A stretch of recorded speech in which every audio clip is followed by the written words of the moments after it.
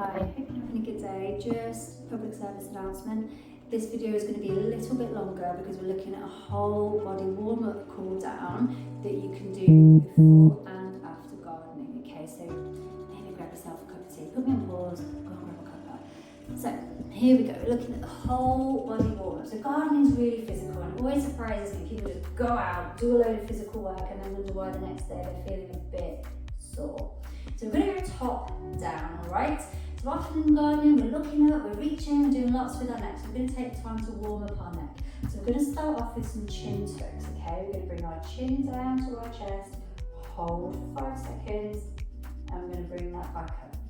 And you're going to do 3 or 4 of these. I'll just do one more, so you're not bored to tears, and we'll come back up. From here, we're going to do some rotation of our neck. So we're going to keep our shoulders still, but we're going to look over one side, 2, 3, 4, 5, back to midline and over, 2, 3, 4, 5. And you're going to repeat that again to the other side. So hopefully your neck's feeling a little bit warmed up.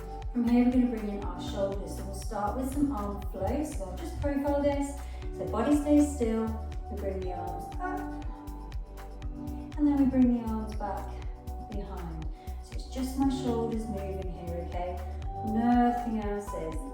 So I like to do a good 6 of these just to get those shoulder joints moving. From there, I'll do some nice big circles. So I'll do 6 forwards, and then I'll do 6 backwards. The beauty of this one particularly is we're opening out those chest muscles. So often when we're gardening, particularly if we're doing lots of pruning, our chest is in, which is really using our pectorals. This one particularly, after gardening, really great to exaggerate this part, stretching through those pectoral muscles.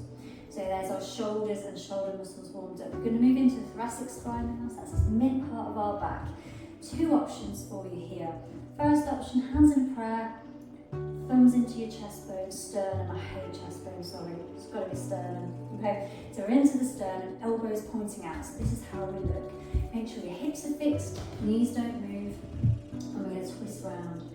Okay, not a big movement, hold for 5 seconds, and back in. The other option is like in this position, again, hips are fixed and twisting round. And I like to do 3 of those to each side with a 5-second hold.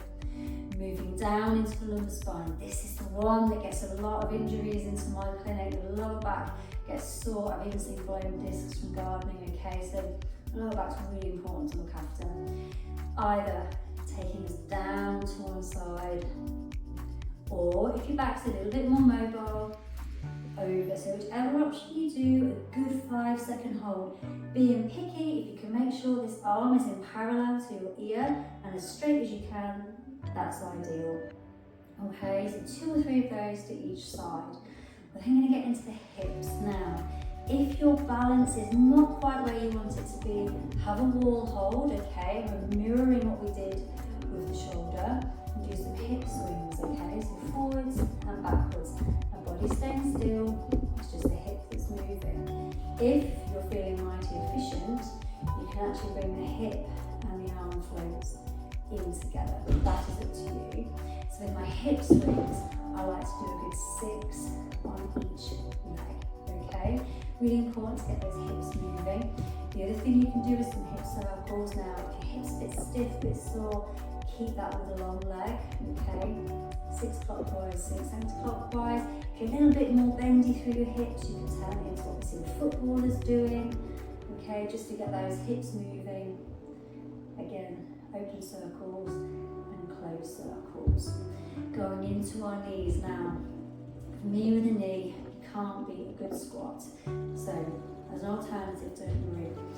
So you can take that just as far as you want. You can go a little bit, or you can go all the way, however deep you're happy to go, just to get those knees woken up. That was bad, I'm sorry, I'll redo that.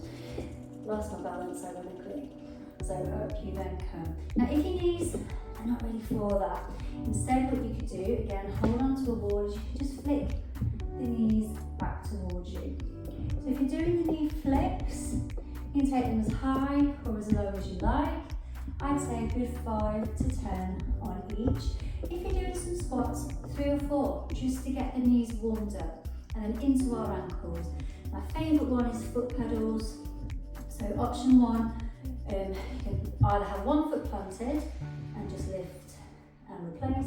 If your balance is okay, you can be on your tiptoes, lower, but the heels don't touch the floor, okay? This is a good one for your knees as well. And of course, you've got a wall if you prefer. So I really like that whole body warm-up movement before you start to garden. Now it's really important after gardening that you're cooling the body down, so you can repeat this routine as well.